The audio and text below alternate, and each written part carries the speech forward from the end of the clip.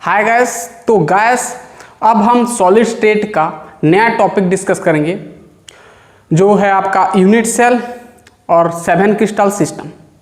ये दो हम डिस्कस करेंगे, 7 क्रिस्टल सिस्टम और यूनिट सेल। तो ध्यान से देखना, शॉर्ट क्वेश्चन इसमें बन सकता है। तो चलिए फटाफट नोट कॉपी निकालने स्टार्ट करें। मेरा नाम है शंकर गुरुम और आप देख रहे हैं ओ लर्निंग पॉइंट। तो चलिए स्टार्ट करते हैं, देखते हैं यूनिट सेल है ना। तो यूनिट सेल समझने से पहले आपको थोड़ा समझना पड़ेगा क्रिस्टल लैटिसेस। नोट करें, crystal lattices, crystal lattices. Note करें क्रिस्टल लैटिसेस, ठीक है। क्रिस्टल लैटिसेस जिसको आप कहते हो क्या क्या बोलते हो, स्पेस लैटिस कहते हो, स्पेस लैटिसेस भी कहते हो, स्पेस लैटिसेस भी कहते हो, ठीक है। इसको थोड़ा हम समझेंगे ठीक से। नोट कर लो, हेडिंग लगाओ, ठीक है। चलिए ठीक ठाक है, सब ठीक। चलिए क्रिस्टल लैटिसेस क्या होता है, देखिए सॉलिड में यानी क्रिस्टल में देखो, जैसे मैं यहां पर सॉलिड बनाया,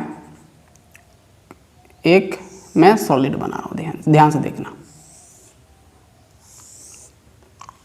देखो क्रिस्टल लैटिस मतलब क्या होता है, ध्यान से देखना। ये मैं बनाया, एक क्रिस्टल बनाया या सॉलिड बनाया, जो भी को है ना, सॉलिड बनाया मैं यहाँ पर, ठीक है। अब देखो मैं यहाँ पर इसको मैं डिवाइड कर रहा हूँ, बहुत सारा क्यूब में मैं डिवाइड कर रहा हूँ इसको। ये एक हुआ,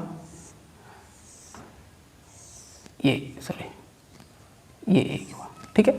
अब यहाँ पर गौर से देखना, क्रिस्टल लैटिस का मतलब क्या होता है ना, एक क्रिस्टल में यानी एक सॉलिड में सभी कर्नर में ऑर्डरली अगर अरेंजमेंट हुआ है एटम का, किसका, एटम का, तो उसको हम क्या बोलते हैं, क्रिस्टल लैटिस। यानी पूरा ऑर्डरली अरेंजमेंट हुआ होगा एटम का, या तो पार्टिकल का हो, यह आपका पार्टिकल होता है।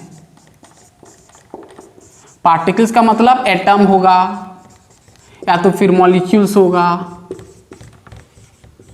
या फिर आयंस होगा, है ना। पार्टिकल्स जब मैं बोलूंगा पार्टिकल तो समझ जाना, एटम्स, मॉलिक्यूल्स या तो फिर आयंस, जो भी हो सकता है। तो यहाँ पर ऑर्डरली अरेंजमेंट होगा, देखो यहाँ पर ऑर्डरली मतलब यहाँ पर प्लस होगा तो यहाँ पर माइनस, अगर आयन का बात करें तो प्लस माइनस इस प्रकार होगा, यहाँ पर माइनस प्लस। तो ऑर्डरली अरेंजमेंट हुआ होगा सॉलिड के अंदर, तो उसको हम क्या बोलते हैं, सिंपल क्रिस्टल लैटिसेस।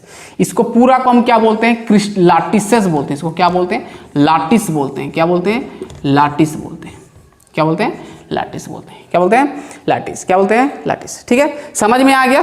तो एटम का ऑर्डरली अरेंजमेंट होना हम क्या बोलते हैं, क्रिस्टल, सॉरी यहाँ पर नहीं होगा, क्रिस्टल लैटिस बोलते हैं। और भी यहाँ पर बड़ा हो सकता है ना। पूरा क्लियर हो रहा है। इसको हम क्या बोलते हैं, लैटिस बोलते हैं। और इसको, ये जो पॉइंट को हम इसको क्या बोलते हैं, इसको हम क्या बोलते हैं, ये जो कॉर्नर पॉइंट्स को हम क्या बोलते हैं, ये लैटिस साइड बोलते हैं। लैटिस साइड, लैटिस साइड को या तो फिर लैटिस पॉइंट भी कहते हैं ना, लैटिस साइड या तो फिर लैटिस पॉइंट को। पूरा क्लियर, पूरा क्लियर। अब ध्यान से देखना, जो ये आप बनाए हो पूरा क्रिस्टल, ये पूरा जो आपका क्रिस्टल बनाइए, क्रिस्टल जो लैटिस है, ये क्रिस्टल लैटिस का जो एक पोर्शन है, देखो यहाँ पर 3 पोर्शन है, ये वाला एक यूनिट सेल, ये वाला एक ठो, ये वाला एक ठो, है ना। तो यहाँ पर जो 3 पोर्शन है, तो एक पोर्शन को हम क्या बोलते हैं, इसका जो एक पोर्शन, इसका जो एक पोर्शन को हम क्या बोलते हैं, यूनिट सेल बोलते हैं। क्या बोलते हैं, यूनिट सेल बोलते हैं। एक यूनिट को, ये यूनिट है ना, देखो ये एक यूनिट, ये एक यूनिट, ये एक यूनिट, 3 यूनिट से बना है पूरा ये लैटिस, है ना। तो इसका एक पोर्शन, लैटिस का एक पोर्शन को हम क्या बोलते हैं, यूनिट सेल कहते हैं। क्या बोलते हैं, यूनिट सेल। तो इसका मतलब ही होता है क्या, यूनिट सेल। यूनिट सेल का मतलब क्या होता है ना, पूरा क्रिस्टल लैटिस का एक पोर्शन यानी एक भाग को हम क्या बोलते हैं, यूनिट सेल। या तो फिर ऐसे भी कह सकते हो, क्रिस्टल लैटिस जो यूनिट से बनता है, पूरा क्रिस्टल लैटिस जो बना है, एक यूनिट को, एक यूनिट सेल को हम क्या, एक यूनिट मतलब एक पोर्शन को हम क्या बोलेंगे, यूनिट सेल। पूरा समझ में आ गया यूनिट सेल का मतलब क्या होता है, पूरा क्लियर। तो क्रिस्टल लैटिस समझ में आ गया। ये पूरा ऑर्डरली अरेंजमेंट को हम क्या बोलते हैं, क्रिस्टल लैटिस बोलते हैं। और इसका क्रिस्टल लैटिस से एक पोर्शन को हम क्या बोलते हैं, यूनिट सेल बोलते हैं। पूरा क्लियर। अब ये जो क्रिस्टल लैटिस होता है ना, ये जो हम बनाए डायग्राम, ये जो क्रिस्टल लैटिस होता है वैसे ये दो प्रकार का हो सकता है, एक तो 2D क्रिस्टल लैटिसेस यानी 2 डायमेंशनल क्रिस्टल लैटिसेस, और एक होता है 3 dimensional crystal lattices. Crystal lattices कितना प्रकार हो सकता है? 2 डायमेंशनल, मतलब एक प्लेन में भी क्रिस्टल हो सकता है या तो 3D में भी हो सकता है, 3 डायमेंशनल। तो सबसे पहले तो हम देखेंगे क्या 2 डायमेंशनल यानी 2D क्रिस्टल लैटिसेस। 2D, इसको ऐसे लिखते हैं 2D यानी 2 डायमेंशनल क्रिस्टल लैटिसेस है ना, 2D क्रिस्टल लैटिसेस, ठीक है। 2D 2 डायमेंशनल लैटिसेस या 2D क्रिस्टल लैटिसेस। इसका मतलब क्या होता है? 2D का मतलब समझ में आ रहा है ना, ऐसे प्लेन में रहेगा है ना, 2 एक्सिस होगा जिसका, है ना, XY होगा, यानी प्लेन ऑफ पेपर कह सकते हो। देखो यहाँ पर क्या होता है 2D क्रिस्टल लैटिसेस में क्या होता है ना, जो आपका देखो एटम होगा यानी जो पार्टिकल होगा, देखो ये भी बहुत प्रकार का हो सकता है, जो आपका सॉलिड के अंदर या तो फिर लैटिस के अंदर जो क्या होगा, क्या ये पूरा का पूरा एक लैटिस है ना, एक सॉलिड है, ये सॉलिड के अंदर क्या है, आयन मॉलिक्यूल्स या जो भी पार्टिकल्स का होना, पार्टिकल्स का मतलब समझ आना, आयन्स मॉलिक्यूल्स या फिर एटम्स जो भी हो सकता है। तो यहाँ पर जो आपका एक एक इंडिविजुअल पार्टिकल इस प्रकार अरेंजमेंट हुआ है, तो ये आपका 2D में अरेंज हुआ है ना, 2D में अरेंज हुआ है, यानी प्लेन ऑफ पेपर समझ सकते हो, प्लेन ऑफ पेपर यानी ये भी प्लेन ऐसे समझ सकते हो, ये बोर्ड ये प्लेन है ना, तो इस तरह है ना 2D में क्या रखा गया है, यहाँ पर क्या है आपका पार्टिकल सब है, तो इसको हम क्या बोलते हैं 2D क्रिस्टल लैटिसेस, मतलब एक प्लेन में रहेगा क्रिस्टल, एक प्लेन में रहेगा, तो इसको हम क्या बोलेंगे 2D क्रिस्टल लैटिसेस, है ना।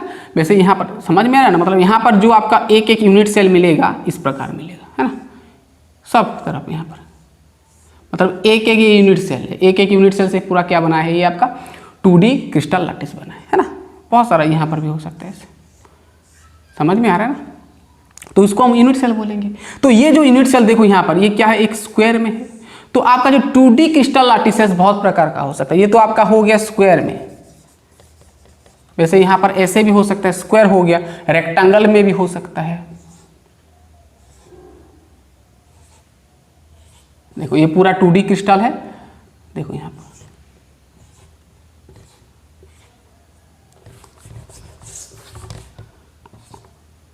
देखो ये आपका इंडिविजुअल पार्टिकल है ना, एटम्स, आयंस या तो फिर मॉलिक्यूल्स, ध्यान से देखना है ना। तो अब ये आपका क्या हो सकता है, ये भी एक प्रकार का क्रिस्टल लैटिस है, बट यहाँ पर देखो ये क्या आ गया, ये आपका रेक्टेंगुलर आ गया, क्या आ गया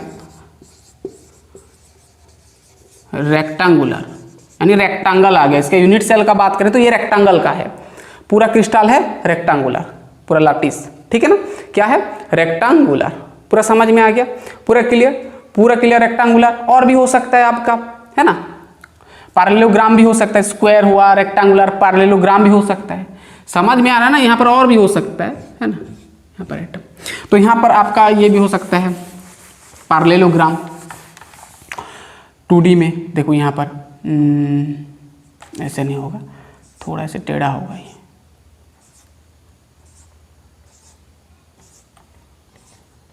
ये 2D में इस प्रकार एटम रखा हुआ है ना, एक क्रिस्टल लैटिस है, पूरा सॉलिड है, तो यहाँ पर ये इस प्रकार है ना, तो ये आपका क्या हो गया पैरेललोग्राम, पैरेललोग्राम क्या हो गया पैरेललोग्राम, ठीक है ना, पैरेललोग्राम। पूरा समझ में आ रहा है, पूरा समझ में आ रहा है, पैरेललोग्राम, ठीक है, पूरा समझ में आ रहा है ना, ये पैरेललोग्राम हो गया। और आपका रोम्बिक भी हो सकता है ना, रोम्बिक में और थोड़ा टेढ़ा ऐसे होगा, पूरा पैरेललोग्राम हुआ, रोम्बिक हुआ, हेक्सागोनल भी हो सकता है ना। रोम्बिक का देखेंगे तो हम पूरा ऐसे थोड़ा टेढ़ा होगा, बहुत टेढ़ा होगा, ये इस प्रकार होगा।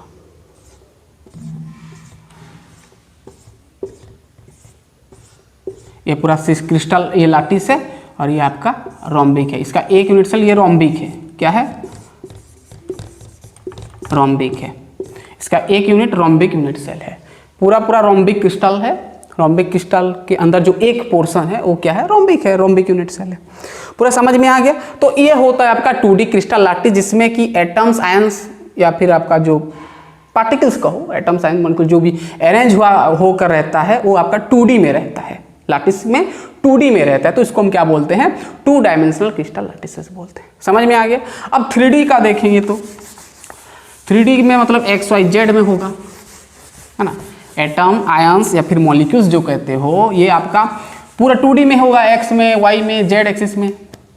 तो ये तो दूसरा हम देखेंगे 3D यानी 3 डायमेंशनल लैटिसेस और क्रिस्टल लैटिस कहो। तो इसको थोड़ा डायग्रामेटिकली हम समझेंगे, है ना। देखो सिंपल है, 3D में क्या 3 एक्सिस से बना होगा क्रिस्टल लैटिस, है ना। ऑब्वियसली कैसा होगा ना, ध्यान से देखना आप, अब ध्यान से देखना।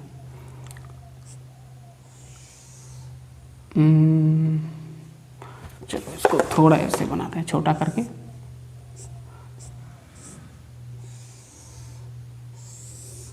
ध्यान से देखना, ये थोड़ा हमको ठीक से बनाना पड़ेगा, ठीक है। चलिए 3D में 3 एक्सिस से बनाएगा। देखो यहाँ पर क्यूब जैसा हम बनाएंगे।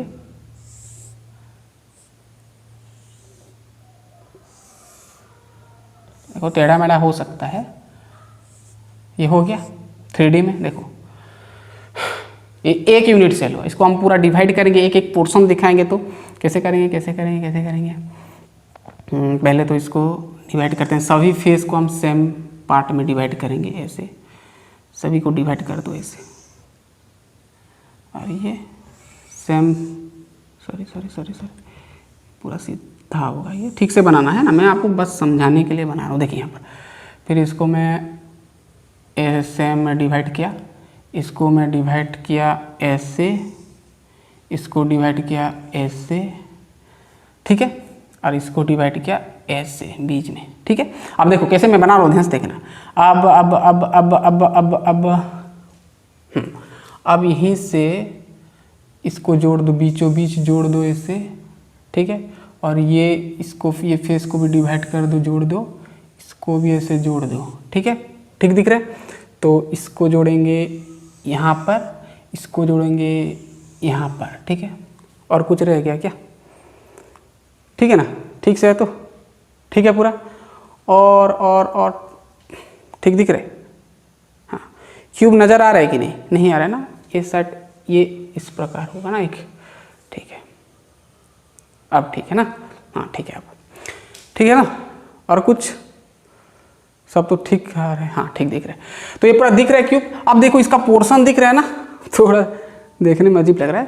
तो देखो यहाँ पर इसका जो एक एक पोर्शन कहाँ है, देखो 4 ठो है, ये देखो 4, हाँ ये 8 ठो है, इधर 4 उधर 4, ठीक से देखना।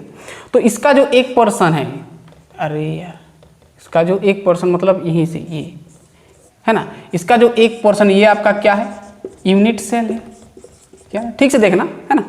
ठीक दिख रहा है ना, ठीक तो दिख रहा है। ये शायद ये एक होगा क्या, ऐसे ऐसे हो सकता है ना, ठीक है, ठीक है ना। तो इसका जो एक पोर्शन को हम क्या बोलेंगे, देखिए यहाँ पर इधर इस तरफ है एक पोर्शन, उस तरफ एक पोर्शन, ये इस तरफ है, उस तरफ एक है ना। तो इसका जो एक पोर्शन को हम क्या बोलते हैं, यूनिट सेल बोलते हैं। तो यहाँ पर गौर से देखना, ये आपका जो जितना भी क्यूब है सब क्या है, 3D में है। 3D में देखो यहाँ पर सब 3D में है। यहाँ पर देखो, यहाँ पर कहीं भी रख दो, ये भी देखो, ये X axis, Y axis, Z axis 3D में है ना। समझ में आ रहा है ना, मतलब 3 डायमेंशनल ज्योमेट्री है इसका, समझ में आ गया। तो ये आपका होता है 3D लैटिस। ऐसे एग्जाम्पल बहुत हो सकता है, NaCl, CaCl, बहुत हम देखेंगे सब, ठीक है। समझ में आ गया पूरा। Unit cell, 3D unit cell, X axis, Y axis, Z axis में तो होगा। तो इसको हम क्या बोलेंगे, 3D लैटिसेस। अब देखो यहाँ पर और एक चीज़ यहाँ पर समझना, जो मैं बनाया 3D लैटिसेस, उसका जो एक पोर्शन को मैं उठा कर लाया, यूनिट सेल को उठा कर लाया और मैं यहाँ पर रख दिया। देखो ये X, ये Y और ये Z एक्सिस में रख दिया।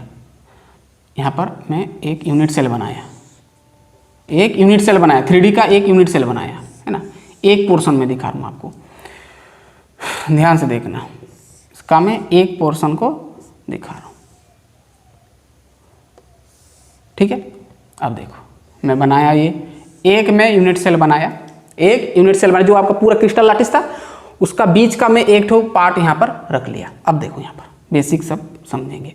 तो ये जो एक यूनिट सेल को रखा, तो ये जो लेंथ है यहाँ से यहाँ तक, यहाँ से यहाँ तक, यहाँ से यहाँ तक, है ना, ये लेंथ है आपका, इसको बोलते हैं एक्सियल लेंथ। इसको हम डिनोट करते हैं ए, इसको बी, इसको सी में डिनोट करते हैं। ये होता है आपका, यहाँ पर मैं लिख दे रहा हूँ ए, बी और सी, इसको हम क्या बोलते हैं एक्सियल डिस्टेंस को या फिर लेंथ को एक्सियल डिस्टेंस, और इसको हम बोलते हैं एजेस कहते हैं। क्या बोलते हैं? एजेस बोलते हैं। क्या बोलते हैं? एजेस बोलते हैं। समझ में आ रहा है ना पूरा? पूरा क्लियर एबीसी को? और ध्यान से देखना, और ये एंगल को अल्फा, ये एंगल को बीटा और ये एंगल को हम गामा कहते हैं, है ना। तो यहाँ पर जो अल्फा, बीटा और जो गामा है इसको हम क्या बोलते हैं एक्सियल एंगल कहते हैं। एक्सियल एंगल कहो या तो फिर इसको इंटरफेसियल एंगल भी कहते हैं। क्या बोलते हैं? इंटरफेसियल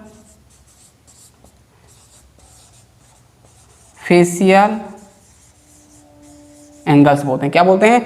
इंटरफेसियल एंगल कहते हैं। क्या बोलते हैं? इंटरफेसियल एंगल कहते हैं। समझ में आ रहा है? ए, बी और सी इसको हम क्या बोलते हैं एक्सियल डिस्टेंस, और एजेस कहो अल्फा, बीटा, गामा को एक्सियल एंगल्स या फिर इंटरफेसियल एंगल को। समझ में आ रहा है पूरा? पूरा क्लियर? बेसिक था इसलिए मैं बता दिया, अब हम करेंगे ना ये सब यूज होगा इसलिए मैं बताया। पूरा क्लियर दिख रहा है ना पूरा? ओके, बहुत बढ़िया।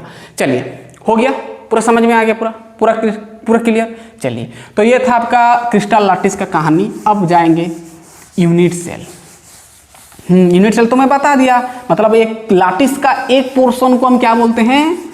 एक पोर्शन, एक लैटिस का एक पोर्शन जो कि पूरा एक पोर्शन से पूरा लैटिस बना है, तो उसका एक पोर्शन को हम कहते हैं यूनिट सेल। अब देखो, जो हम बताए यूनिट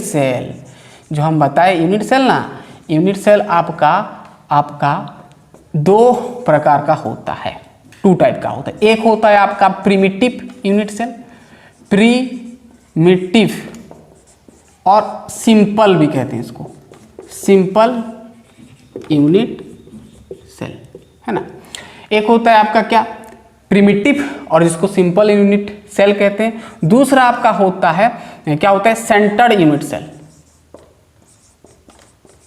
सेंटर्ड यूनिट सेल। बहुत इंपॉर्टेंट, देखो पूरा बेसिक से हम जा रहे हैं, ये आगे सब यूज होगा। तो कितना प्रकार होता है यूनिट सेल? दो प्रकार। एक होता है प्रिमिटिव जिसको सिंपल कहते हो, दूसरा होता है सेंटर्ड यूनिट सेल। ठीक है, समझ में आ गया? तो सबसे पहले समझते हैं प्रिमिटिव और फिर सिंपल यूनिट सेल क्या होता है ना। तो देखिए यहाँ पर प्रिमिटिव और जिसको सिंपल यूनिट सेल कहते हैं, इसका मतलब क्या होता है? देखिए यहाँ पर यूनिट सेल तो मैं बता दिया, एक पोर्शन को हम बोलते हैं यूनिट सेल। पूरा क्रिस्टल लैटिस का एक पोर्शन को, एक भाग को हम क्या बोलते हैं? Unit cell. क्या बोलते हैं? यूनिट का मतलब तो समझ में आएगा ना, एक। ठीक है, तो प्रिमिटिव यूनिट सेल का मतलब क्या होता है? क्या बोला है कि एक यूनिट सेल में बनाया क्यूब वाला, जो भी बना सकते हो ना, मैं क्यूब बनाया यहाँ पर, ध्यान से देखना।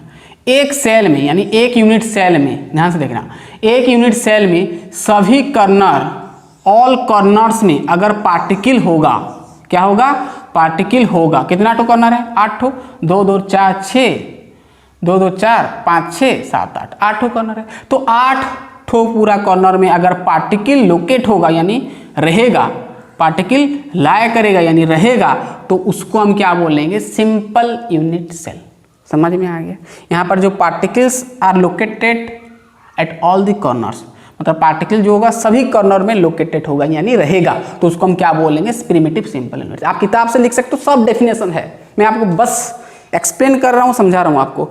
समझ में आ गया? सिंपल है ये, इसलिए इसका नाम पड़ गया सिंपल, यानी सभी कॉर्नर में एक एटम रहेगा यूनिट सेल में, तो उसको हम क्या बोलेंगे? प्रिमिटिव और सिंपल यूनिट सेल। वैसे प्रिमिटिव और सिंपल यूनिट सेल ना, ये फिर 7 प्रकार का होता है, इसलिए अब हम पढ़ेंगे 7 क्रिस्टल सिस्टम है, बोल दिया आगे से, इसको तो बाद में पढ़ेंगे, पहले तो इसको खत्म कर लेते हैं सेंटर्ड यूनिट सेल को भी। समझ में? प्रिमिटिव सिंपल यूनिट सेल समझ में आ गया ना? मतलब सभी कॉर्नर में एटम होगा, एटम, आयंस या फिर मॉलिक्यूल्स। ये पार्टिकल्स है आपका, क्या है? पार्टिकल्स मतलब एटम्स प्रेजेंट हो सकता है, आयंस हो सकता है, मॉलिक्यूल्स हो सकता है ना। मान लो यहाँ पर Na है, यहाँ पर Cl है, NaCl आयन है। पूरा समझ में आ गया? पार्टिकल्स, एटम्स या फिर आयंस या तो फिर मॉलिक्यूल्स हो सकता है। पूरा क्लियर? तो उसको हम क्या बोलेंगे? प्रिमिटिव यूनिट सेल बोलेंगे। समझ में आ गया? यूनिट सेल में सब तरफ सभी कॉर्नर में एटम होगा तो उसको हम बोलेंगे क्या? Simple unit cell. अब आता है दूसरा सेंटर्ड यूनिट सेल। देखो centred unit cell, centred unit cells. अब ये क्या होता है? देखिए सेंटर्ड यूनिट सेल्स फिर बहुत प्रकार, 3 प्रकार का होता है। क्या होता है? 3 प्रकार का होता है। तो सबसे पहला सेंटर्ड यूनिट सेल को फिर क्लासिफाई किया गया है ना। सेंटर्ड यूनिट सेल 3 प्रकार का होता है, नोट करना। सबसे पहले आता है आपका बॉडी सेंटर्ड, बहुत ही इंपॉर्टेंट है, ध्यान से देखना। बॉडी सेंटर्ड यूनिट सेल, इसको शॉर्ट फॉर्म में बोलते हैं BCC कहते हैं, बॉडी सेंटर्ड यूनिट सेल। बहुत इंपॉर्टेंट, एग्जाम में पूछेगा। जब हम आगे करेंगे ना नंबर ऑफ एटम्स जो काउंट करते हैं, फाइंड करते हैं, बहुत इंपॉर्टेंट पूछता है एग्जाम में, है ना। तो बॉडी सेंटर्ड यूनिट सेल क्या होता है? ध्यान से, BCC इसको कहते हैं। क्या बोलते हैं? BCC। तो इसमें जो आपका यूनिट सेल, सब यूनिट सेल का कहानी है।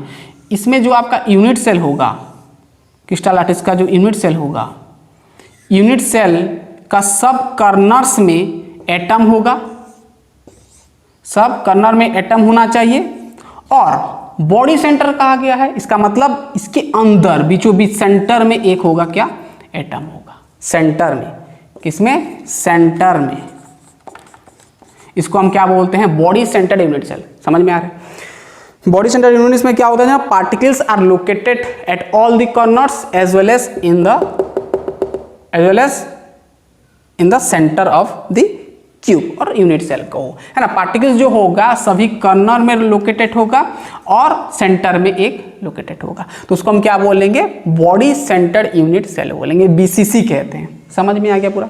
बहुत सिंपल। यहाँ पर ये सब एटम होगा, है ना। एटम में देखो, मैं एटम बोला हूँ तो मॉलिक्यूल भी हो सकता है ना, एटम्स, मॉलिक्यूल्स, जो भी हो सकता है। समझ में आ गया? बॉडी सेंटर्ड यूनिट सेल पहला वाला। चलो ये तो हो गया body centre.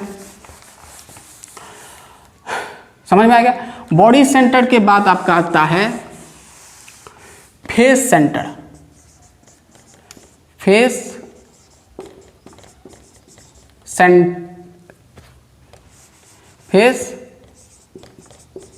Centre unit cell, इसको हम FCC कहते हैं, face centre unit cell, face centre unit cell. ठीक है, समझ में आ रहा है? Face centred unit cell FCC बोलते हैं।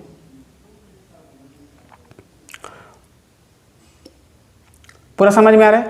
Face centred unit cell. चलिए ठीक है, बहुत बढ़िया। फेस सेंटर्ड यूनिट सेल का मतलब क्या होता है? कि एक यूनिट सेल में ध्यान से देखना, एक यूनिट सेल में सब कॉर्नर्स में एटम होना है, सब कॉर्नर में एटम होगा। और जबकि यहाँ पर देखो, यहाँ पर फेस बोल दिया, और सब फेस में एक एक एटम होगा। यहाँ पर एक एटम, ये वाला फेस एक एटम, देखो ये साइड वाला एक एटम, ये इधर एक फेस है, ये साइड है। कितना तो फेस होता है? 6 तो ना, 2 2 4 हुआ। और ये पीछे तरफ एक तो है, देखो यहाँ पर, और ये मेरे तरफ है, आगे तरफ देखो यहाँ पर ये वाला इस तरफ, यानी कितना तो है? समझ में ना? ये दोनों अपोजिट में, ये पीछे है, ये आगे है। तो 2 2 4 5 6 तो फेस होता है क्यूब में। समझ में आ गया पूरा? तो ये आपका होता है face centred unit cell, CENTRED होता है ना, RED, face centred unit cell होता है। समझ में आ गया पूरा? ये होता है क्या? FCC, face centred unit cell. मतलब एक यूनिट सेल में सब कॉर्नर में एक एक पार्टिकल्स होना चाहिए और सभी फेसेस में एक एक पार्टिकल्स होना चाहिए। तो उसको हम क्या बोलेंगे? Face centred unit cell. समझ में आ गया? चलिए, ये तो हो गया फेस सेंटर्ड। अब आता है आपका फेस सेंटर्ड गया, अब आता है आपका क्या? C, है ना। C आपका आता है end centred unit cell. End centred unit cell. End centred unit cell में इसको तो कुछ नहीं बोलते हैं, एंड सेंटर्ड ही कहते हैं। ठीक है ना? एंड सेंटर्ड, ECC मत लिखना, वैसे किताब में मेंशन नहीं किया है है ना। ये एंड सेंटर्ड यूनिट सेल का मतलब क्या होता है ना, एक यूनिट सेल में, बहुत सिंपल है, एक यूनिट सेल में, मैं ये एक यूनिट सेल बनाए तो ज़्यादा टेढ़ा कर दिया चलेगा। एक यूनिट सेल में सभी कॉर्नर में होगा क्या, सभी कॉर्नर में होगा एटम्स या फिर पार्टिकल्स को, पार्टिकल्स होगा, और कितना टू फेस है, 6 टू फेस है। देखिए यहाँ पर सभी कॉर्नर में एक एक पार्टिकल होगा और कोई 2 ऑपोजिट फेस में एटम होगा। मान लो ये एक फेस में एटम है तो इसका ऑपोजिट फेस कौन सा है, ये वाला, तो ये कोई भी 2 फेस ऑपोजिट फेस में एक एक एटम होगा तो उसको हम क्या बोलेंगे, एंड सेंटर्ड यूनिट सेल। समझ में आ रहा है, कोई 2 ऑपोजिट फेस में 2 एटम होगा और सभी कॉर्नर्स में एक एक एटम रखा हुआ होगा तो उसको हम क्या बोलेंगे, इसको हम बोलेंगे एंड सेंटर, है ना। दोनों ये एंड तरफ है ना, ऑपोजिट फेसेस में होगा। समझ में आ रहा ना, कोई भी एक ले जाओ ना यूनिट सेल, कोई भी हो सकता है, कुछ भी हो सकता है ना। ये सब कॉर्नर में होगा, सब कॉर्नर में होगा और कोई 2 ऑपोजिट में, मान लो इधर है एक ठो तो इधर एक ठो, ऑपोजिट फेसेस में होगा, है ना। तो ये होता है आपका क्या, एंड सेंटर्ड यूनिट सेल। यानी यूनिट सेल तो कहानी खत्म, मतलब सेंटर्ड यूनिट सेल समझ में आया ना पूरा। 2 प्रकार, एक होता है प्रिमिटिव और एक होता है centred unit cell. Centred unit cell फिर क्या होता है, फिर आपका तीन प्रकार होता है, एक होता है बीसीसी, एक होता है एफसीसी और एक होता है ईसीसी को, है ना, यानी एंड सेंटर्ड को। समझ में आ रहा है पूरा, पूरा क्लियर। आगे जाएंगे, चलिए लिख लें। तो जब मैं बताया यहाँ पर प्रिमिटिव बताया ना, प्रिमिटिव जो सबसे पहले मैं बताया प्रिमिटिव यूनिट सेल, फिर वो ना 7 प्रकार का हो सकता है। देखो यहाँ पर वो थोड़ा हम डिस्कस करेंगे। अब हम हेडिंग लगाएंगे क्या, देखो 7 क्रिस्टल सिस्टम। वैसे उतना इंपॉर्टेंट नहीं है, फिर भी शॉर्ट क्वेश्चन बन सकता है। चलिए 7 लिखिए अब, 7 क्रिस्टल सिस्टम। 7 तो हम डायग्राम बनाएंगे, है ना। 7 क्रिस्टल, 7 प्रकार का क्रिस्टल बनाएंगे। पूरा समझ में आ गया। 7 क्रिस्टल सिस्टम, इसको 7 क्रिस्टल सिस्टम, ठीक है। देखो 7 क्रिस्टल सिस्टम में 7 ठो हम यूनिट सेल का डायग्राम देखते हैं, है ना। तो ध्यान से देखना, 7 क्रिस्टल सिस्टम क्या पढ़ते हैं, जो मैं बताया ना सिंपल यूनिट सेल, जिसको प्रिमिटिव कहते हो, तो सिंपल यूनिट सेल जो मैं बताया ना, सिंपल यूनिट सेल जो मैं बताया, क्या होता है कि आपका क्यूब में, आपका मैं छोटा करके बना रहा हूँ, आपका जो क्यूब में और फिर आप जो यूनिट सेल में सभी कॉर्नर में क्या होता है, एटम होते हैं। तो ये तो अलग अलग स्ट्रक्चर हो सकता है ना, अलग अलग स्ट्रक्चर का उसका कॉर्नर में पॉइंट हो सकता है, पार्टिकल्स हो सकता है। तो उसके अकॉर्डिंग ये 7 प्रकार के सिस्टम बनाया गया है सिंपल यूनिट सेल को। सिंपल यूनिट सेल का फिर 7 प्रकार का स्ट्रक्चर बनाया गया है, वो हम देखेंगे, जिसका नाम पड़ गया 7 क्रिस्टल सिस्टम। समझ में आ रहा है। तो सबसे पहले तो आपका आता है क्या है, ध्यान से देखना, सबसे पहले आपका आता है क्यूबिक। क्या आता है, क्यूब जैसा होता है, इसलिए क्यूबिक। पहले क्यूबिक सिस्टम देखेंगे, है ना। सबसे पहले आता है क्यूबिक। क्यूबिक का मतलब क्या होता है, क्यूब जैसा होगा ऐसे, देखो क्यूब में बनाया, क्यूब दिख रहा है कि नहीं, क्यूब जैसा दिख रहा था, हाँ ठीक है। तो यहाँ पर सभी कॉर्नर में क्या होगा, एटम होगा, सभी कॉर्नर में एटम होगा, बट क्यूबिक स्ट्रक्चर होगा, क्यूब जैसा होगा। और ध्यान देखना, यहाँ पर जो एक्सियल लेंथ है, ये या फिर ये जो कहो, यहाँ पर जो एक्सियल लेंथ है ए बी और सी तीनों सेम होगा, लेंथ पूरा सेम होगा, लेंथ पूरा सेम होगा, ए बी सी पूरा सेम होगा, ये है ना। ऐसे दिख रहा है बट होता है ये, प्रैक्टिकली हम देखते हैं, ठीक है ना। तो ए बी सी सेम होगा, पूरा क्लियर, पूरा क्लियर। नोट करते जाए, सब बहुत इंपॉर्टेंट है ना। ए बी सी सेम होगा और उसका जो एंगल है, अल्फा बीटा में गामा बताया ना, अल्फा बीटा जो गामा बताया, यहाँ पर जो अल्फा और जो आपका बीटा और जो आपका गामा है सब बराबर होता है, 90 डिग्री होता है। कितना होता है, सब एंगल कितना होता है, 90 डिग्री होता है, म्यूचुअली परपेंडिकुलर होते हैं, ठीक है। तो ये नोट करना। एग्जाम्पल बोलेंगे तो इस प्रकार जो आपका क्यूबिक स्ट्रक्चर होता है, कौन कौन सा सॉलिड में, कौन कौन सा क्रिस्टल में, जो आप देखते हो NaCl, डायमंड भी होता है, CsCl होता है ना, CsCl हुआ, KCl हुआ, एटसेट्रा। वैसे इसका टेबल पूरा बनाएंगे, डोंट वरी, है ना।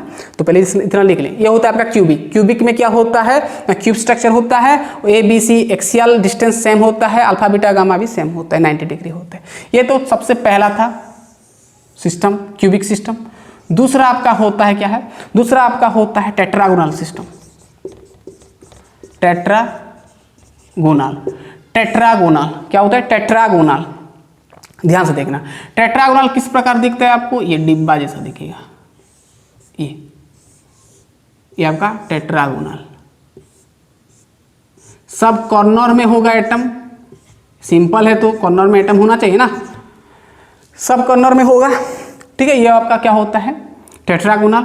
इसका जो ए है, बी है, ये जो सी है, ए बी सी जो है, यहाँ पर ए बराबर टू बी होता है, मतलब ए और बी सेम होता है, और सी डिफरेंट होता है। सी के सब मतलब तीनों सेम नहीं, मतलब तीनों में से दो ठो सेम होता है, एक डिफरेंट होता है, लेंथ नोट करना। और अल्फा बीटा और गामा 90 डिग्री होता है, सब एंगल सेम होता है 90 डिग्री, है ना। एग्जाम्पल लिख लो, कौन कौन सा क्रिस्टल हो सकता है आपका, TiO2 हो सकता है, SnO2 हो सकता है ना, NiSO4 हो सकता है, एटसेट्रा लिख दो, ठीक है। समझ में आ गया पूरा, लिख लो फटाफट लिख लो। टेट्रागोनल गया ये, चलिए ठीक है, हो गया, समझ में आ गया टेट्रागोनल। चलिए नेक्स्ट आपका आता है, दो ठो गया, 7 तो करना है ना। 3 नंबर ऑर्थोरोम्बिक। ऑर्थो क्या होता है, रोम्बिक। ध्यान से देखना, ऑर्थोरोम्बिक।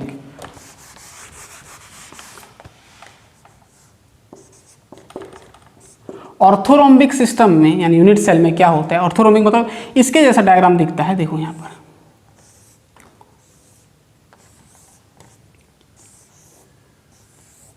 इस प्रकार दिखेगा। सब कॉर्नर में होगा आपका एटम, ठीक है।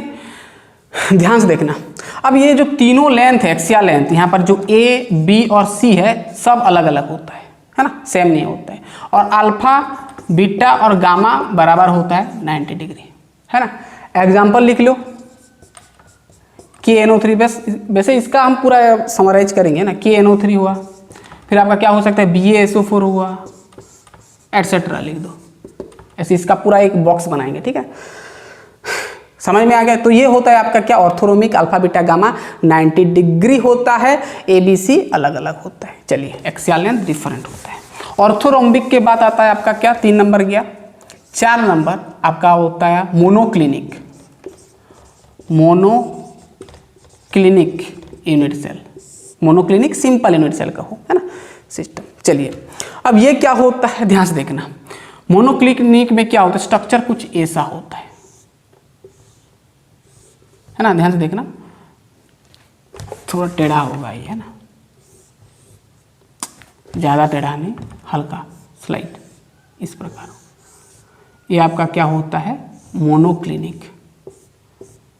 सब कॉर्नर में होगा एक एक एटम, ठीक है। यह आपका क्या होता है, मोनोक्लिनिक। ध्यान देना, यहाँ पर जो ए बी और सी जो लेंथ है, ये ए बी और सी अलग अलग होता है, और इसमें 2 एंगल अल्फा बीटा 90 डिग्री होता है, सॉरी 2 एंगल सेम होता है, सॉरी सेम कहो 90 डिग्री कहो, 2 एंगल 90 डिग्री होता है, और जो आपका गामा है ये 90 डिग्री नहीं होता है। 2 एंगल सेम होता है और एक डिफरेंट होता है। 90 डिग्री के अलावा कुछ भी हो सकता है, बट ध्यान देना अल्फा बीटा होगा आपका क्या, 90 डिग्री। समझ में आ गया पूरा। चलिए इसका एग्जाम्पल लिखोगे तो क्या हो सकता है, एग्जाम्पल लिखोगे तो मोनोक्लिनिक सल्फर,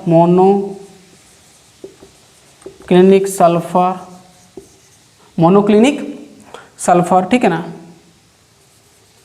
फिर आपका हो सकता है Na2SO4, है ना, Na2SO4 H2O, है ना, और आपका होता है PbCrO4 एटसेट्रा। हम बताएंगे, अब पूरा लिखेंगे, इसका पूरा एग्जाम्पल सब लिखेंगे, बॉक्स बनाकर पूरा सब कुछ लिखेंगे, है ना। पूरा समझ में आ गया मोनोक्लिनिक का कहानी। चलिए मोनोक्लिनिक के बाद आता है आपका हेक्सागोनल। क्या होता है, हेक्सागोनल। चलिए हो गया ना। चलिए मिटा दे रहे हैं। अब आता है आपका हेक्सागोनल, कितना नंबर, 6 नंबर ना, हेक्सागोनल। हेक्सागोनल सिस्टम देख ध्यान से देखना, ये डायग्राम थोड़ा कॉम्प्लिकेटेड है। चलिए बहुत बढ़िया, पूरा समझ में आ रहा है, पूरा क्लियर, पूरा क्लियर, पूरा क्लियर, पूरा क्लियर। चलिए डायग्राम बनाएंगे। चलिए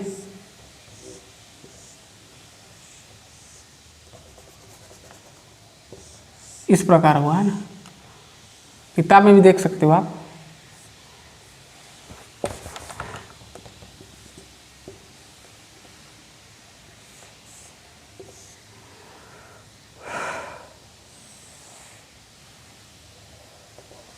इस प्रकार होगा ना, स्ट्रेट होगा ये ऐसे। अरे यार टेढ़ा हो गया क्या, और बड़ा होना चाहिए इसको, ठीक है। अब देखो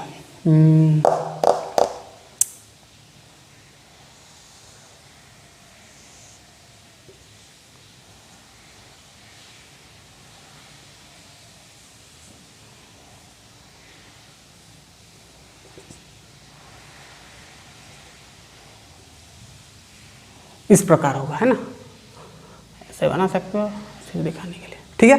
तो इस प्रकार स्ट्रक्चर को हम क्या बोलते हैं, हेक्सागोनल कहते हैं। क्या बोलते हैं, हेक्सागोनल। सब कर्नर में आपका एक एक, 1 2 3 4, हाँ सब कॉर्नर में क्या होगा, क्या होगा, एटम्स ऑफ होगा। क्या होगा, एटम होगा, ठीक है, एटम होगा। इसे आपका क्या होता है, हेक्सागोनल। और ध्यान देना, हेक्सागोनल में अल्फा बराबर टू बीटा बराबर टू गामा, जो कि 90 डिग्री होता है। और इसमें आपका होता है, सॉरी गलत बता दिया, अल्फा बीटा होता है 90 डिग्री, और जो गामा होता है वो 120 डिग्री होता है। और यहाँ पर जो ए बी ध्यान से देखना, ए बी के साथ बराबर होता है और सी डिफरेंट होता है, हाँ समझ में आ गया पूरा, पूरा क्लियर। एग्जाम्पल लिखना है तो लिख लो। ग्राफाइट आता है पहले, ग्राफाइट, छी ग्राफाइट, ग्राफाइट हुआ। और क्या हो सकता है, और क्या हो सकता है, जेडेनो हुआ, सीडीएस हुआ, फिर आपका होता है PbI2 हुआ, एटसेट्रा, PbI2 हुआ एटसेट्रा। लिख लो फटाफट, ग्राफाइट, जेडेनो, सीडीएस, PbI2 एटसेट्रा। समझ में आ गई हेक्सागोनल। 6 नंबर आपका होता है हेक्सागोनल के बाद 6 नंबर आपका होगा रोम्बोहेड्रल। 5 नंबर ना, 6 नंबर रोम्बोहेड्रल। ध्यान से देखना, रोम्बोहेड्रल।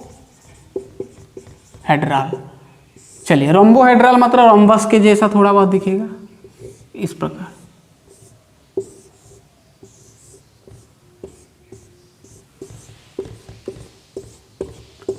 है ना। और ये रोम्बोहेड्रल में आपका ना A बराबर टू B बराबर टू C होता है। और इसमें अल्फा और बीटा जो होता है और गामा जो होता है, ये 90 डिग्री नहीं होता है, सब अलग अलग होते हैं, है ना, सब अलग अलग होता है, ठीक है, पूरा क्लियर। चलिए बहुत बढ़िया भैया। एग्जाम्पल लिखना है तो लिख लो, कौन कौन सा हो सकता है एग्जाम्पल, NaNO3, NaNO3, है ना, KMNO4, KMNO4, ये सब एटसेट्रा लिख दे रहा हूँ, है ना, KMNO4, NaNO3, ये सब लिख लो, पूरा क्लियर। ये था आपका रोम्बोहेड्रल। इसके बाद आपका आता है लास्ट ट्राइक्लिनिक। क्या आता है, ट्राइक्लिनिक।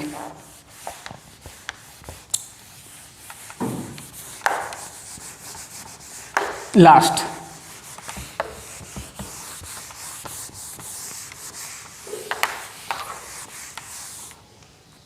ठीक है, ट्राइक्लिनिक, ध्यान से देखना,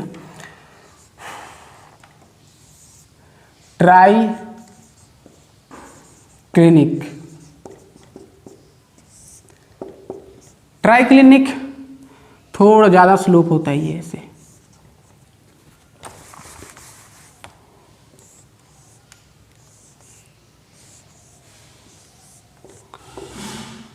उसके जैसा हो गया ना, थोड़ा बेंट होगा, चलेगा। ये आपका होता है ट्राइक्लिनिक। ट्राइक्लिनिक में जो आपका A, B और C जो एक्सियल लेंथ है डिफरेंट होता है।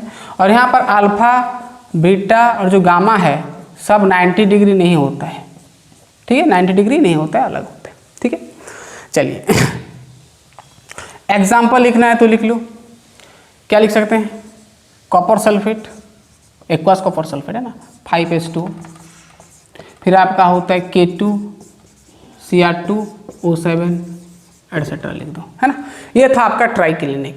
अब जितना भी हम देखे 7 प्रकार का सिस्टम, 7 प्रकार का प्रिमिटिव सेल, उसका अब हम थोड़ा टेबल बनाएंगे तो याद करने में क्या हो ना, आसान हो जाएगा पढ़ने में, इसलिए मैं बता दे रहा हूँ, नोट कर लेना। सबको हम एक साथ बनाएंगे, स्ट्रक्चर नहीं बनाएंगे, सिर्फ ये देखेंगे कि उसका ABC एक्सियल लेंथ हुआ, उसका एक्सियल एंगल हुआ कितना होता है, एग्जाम्पल लिख देंगे एक टेबल बनाकर, तो समझ में आएगा ठीक से ना।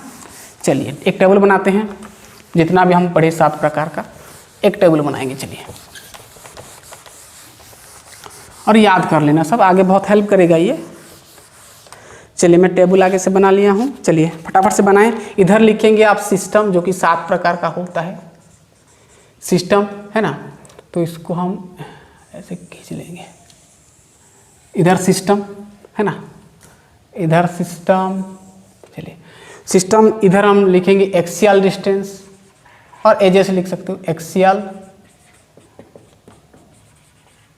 डिस्टेंस। एक तरफ हम लिखेंगे एंगल, एक्सियल एंगल का हो, एक्सियल एंगल, एक्सियल एंगल, और इधर एक हम लिखेंगे एग्जाम्पल लिखेंगे, है ना, एग्जाम्पल्स लिखेंगे, ठीक है। नोट कर लो, बहुत इंपॉर्टेंट। सबसे पहले तो आता है आपका क्यूबिक, में बताया क्यूबिक, मैं क्यूबिक में बताया यहाँ पर A B और C होता है, बराबर होता है, एक्सियल डिस्टेंस सेम होता है, और अल्फा बीटा और गामा भी सेम होता है, जो कि 90 डिग्री होता है। एग्जाम्पल में बताया NaCl, CaCl, KCl, और डायमंड भी लिख सकते हो आप, डायमंड भी लिख सकते हो, ZnS हो सकता है, छोड़ो उसको, इतना लिख लो, ठीक है।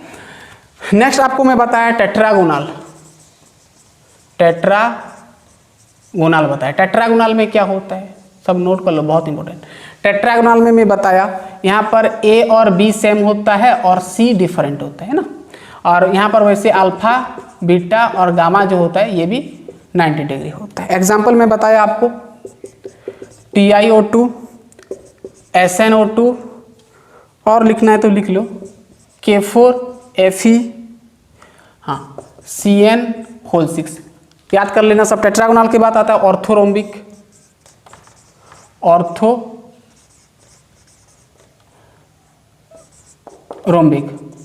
ऑर्थोरोम्बिक क्या होता है, ऑर्थोरोम्बिक में आपका A B और C अलग अलग होता है, डिफरेंट होता है उसका लेंथ, और मैं बताया यहाँ पर भी अल्फा बीटा और गामा 90 डिग्री होता है ना।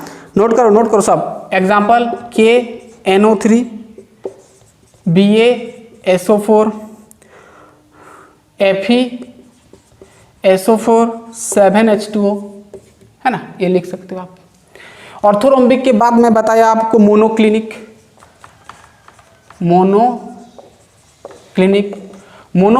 में क्या होता है आपको पता है।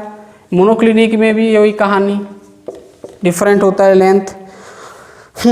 और मैं बताया यहाँ पर अल्फा और बीटा जो होता है 90 डिग्री होता है, और जो गामा होता है 120 डिग्री होता है। एग्जाम्पल में लिखा आपको मोनोक्लिनिक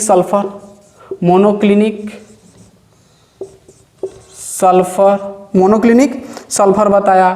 फिर लिखना है तो लिख दो Na2SO4 H2O, और भी है, इतना लिखो काफ़ी है, ठीक है। नेक्स्ट आपका आता है क्या, मोनोक्लिनिक के बाद